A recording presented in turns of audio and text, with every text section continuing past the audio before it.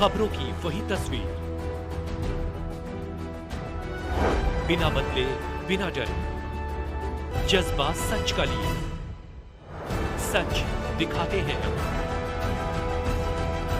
आपके जरूरत की खबर। और उस वक्त की बड़ी खबर आप तक पहुंचा दें। आम आदमी पार्टी नेता राजेंद्र गौतम कांग्रेस में शामिल हो गए हैं। ये तस्वीरें भी आप देख रहे हैं दिल्ली से लाइव, जहां पर केजरीवाल सरकार के मंत्री वो रह चुके हैं, लेकिन अब उन्होंने कांग्रेस का दामन यहां पर थाम लिया है।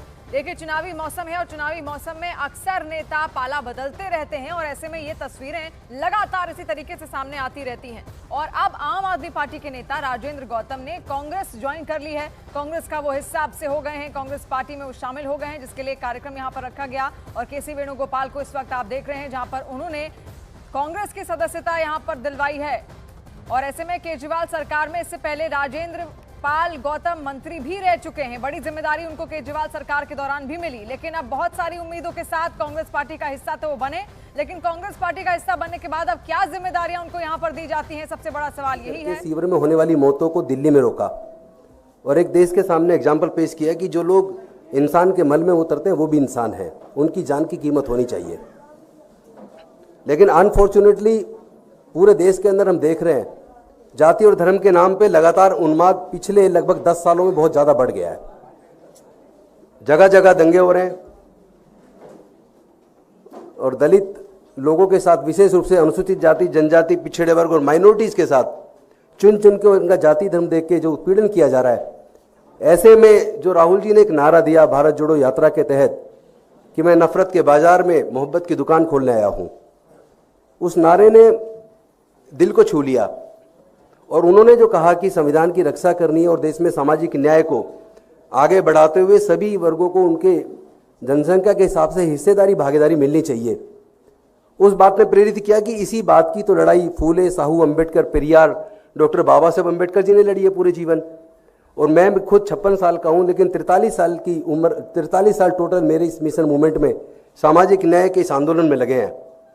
और मुझे आज याद आ रहा है कि अरविंद केजरीवाल जी जब एक गाना गाया करते थे, और वो गाना आपको सबको याद होगा, इंसान से इंसान का हो भाईचारा, यही पैगाम हमारा।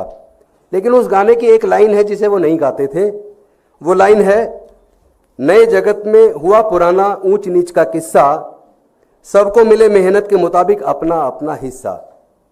अगर वो हिस्सा नहीं मिलेगा तो कहीं ना कहीं हम धोखा दे रहे हैं। और इसीलिए मुझे पहले मेरा संघर्ष इस बात के लिए हमेशा रहा, आम आदमी पार्टी में रहते हुए भी, कि सबको उनकी मेहनत के मुताबिक जिम्मेदारी हिस्सा मिलना चाहिए, मान सम्मान होना चाहिए सबका। उन्होंने जो मुझे मौका दिया 2 बार विधायक लड़ने का और बहुत बड़े मार्जिन से 2 बार जीत हुई, मंत्री बनने का मौका दिया, उसके लिए तो मैं उनका आभार व्यक्त करता हूं। लेकिन मेरी लड़ाई कहीं और है।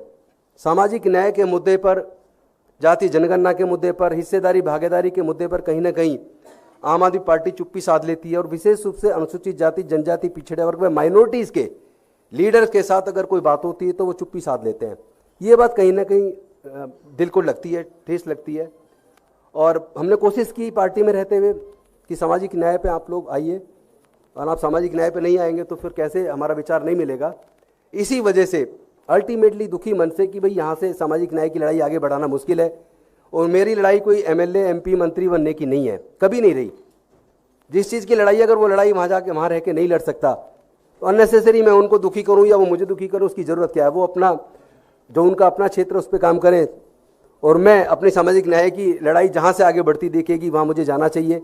और आज मुझे लगा कि चूँकि जो हमारे कांग्रेस के राष्ट्रीय अध्यक्ष हैं खड़गे जी, उनका खुद का जीवन संघर्ष से भरा रहा है, और राहुल गांधी जी का पूरे परिवार का जीवन संघर्ष से भरा रहा है।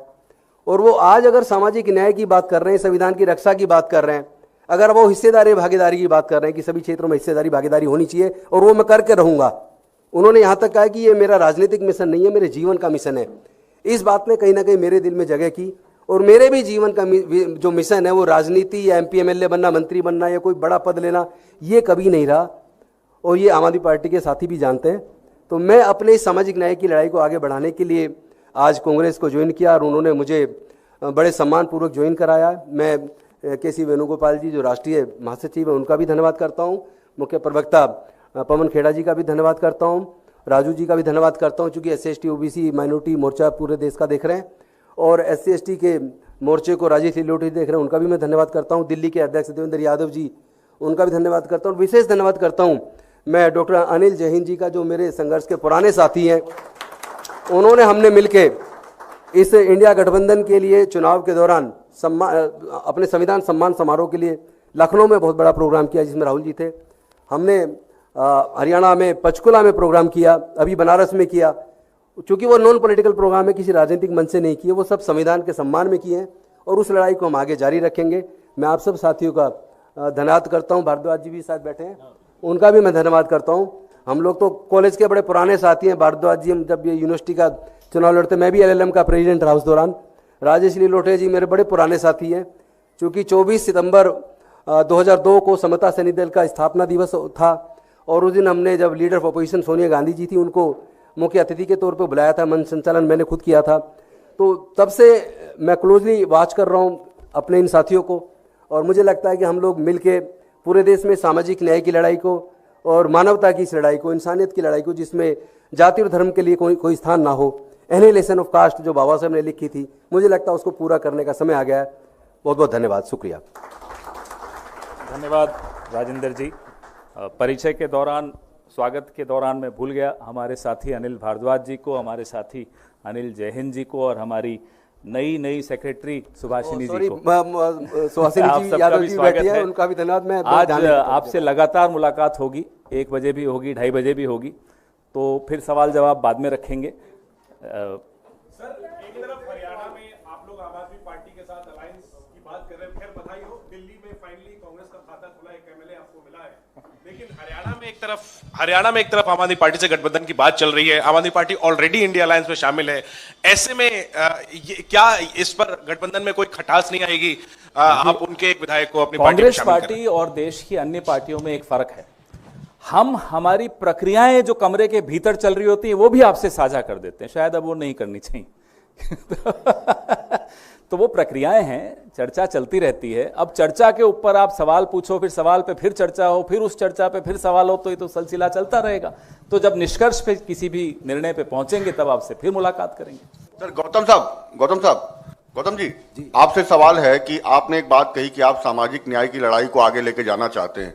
क्या आम आदमी पार्टी सामाजिक न्याय की लड़ाई को लेकर आगे नहीं जा रही थी? क्या अरविंद केजरीवाल गंभीर नहीं है सामाजिक न्याय को लेकर? देखिए, अगर होते तो जो 450 के करीब उन्होंने CM fellow, dark fellow, advisor वो सब रखे, तो उसमें रिजर्वेशन देते।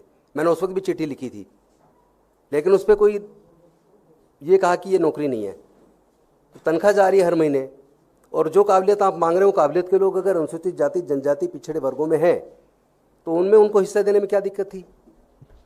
साथ में एक बात बताइए, आज जो योजनाएं हमने बनाई, समाज कल्याण विभाग से संबंधित, SC ST OBC से संबंधित, माइनॉरिटी संबंधित, सब योजनाएं बंद क्यों हैं? किसी को दर्द क्यों नहीं होता? जब SC ST OBC माइनॉरिटी के मुद्दे पे बात आती है, उनके जो योजनाएं उनकी पहले से चलती है वो सारी बंद है, तो किसी को दर्द क्यों नहीं होता? उस पर सीरियसनेस नज़र क्यों नहीं आती? मेरे मन में वो दर्द है। जिन वर्गों के लिए योजना बनाई है, उनके विकास की योजनाएं हैं, सबके लिए योजनाएं। जय भीम मुख्यमंत्री प्रतिभा विकास योजना तो केवल SC ST के लिए नहीं थी, उसमें तो जनरल कैटेगरी टोटल 15,000 बच्चों को सिविल सर्विसेज की कोचिंग, इंजीनियरिंग की, मेडिकल की, तमाम तरह की कोचिंग का हमने इंतजाम किया, और वो चली 2 साल, आज वो बंद है। दर्द होता है जब बच्चे आते हैं। हमारे अपने इंजीनियरिंग कॉलेज के अंदर 2.5 लाख रुपए साल की फीस है, 4 साल की फीस ही फीस केवल 10 लाख रुपया है।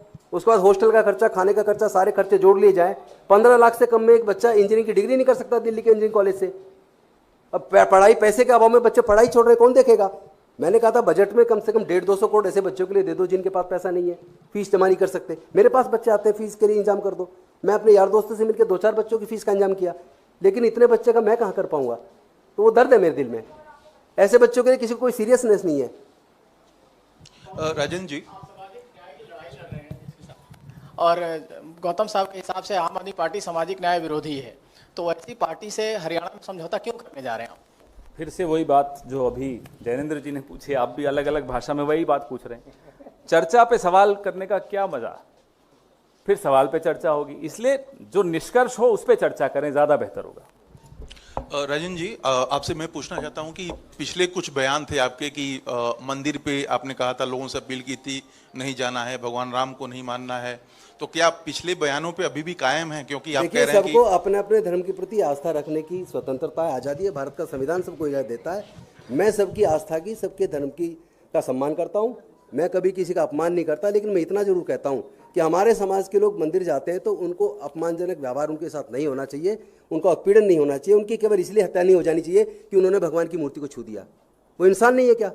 एक तरफ आप उनको हिंदू मानते हैं, फिर मंदिर में घुसने पर उनकी पिटाई करते हैं, उनकी हत्या तक कर देते हैं। सिंपल इतनी सी बात है, और कुछ नहीं है। सबके धर्म का सम्मान है।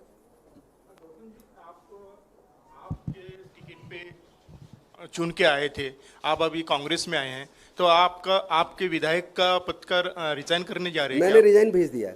भेज दिया। आपको बड़ी जल्दी इनके इस्तीफे की? नैतिकता के आधार पे, नैतिकता मुझे ये इजाजत नहीं देती कि जिस पार्टी से मैं चुनाव लड़ा, जीत के आया, और मैं अब वहाँ चुनाव पे मैं विधायक बना रहा हूँ, ये नैतिकता मुझे इजाजत नहीं देती।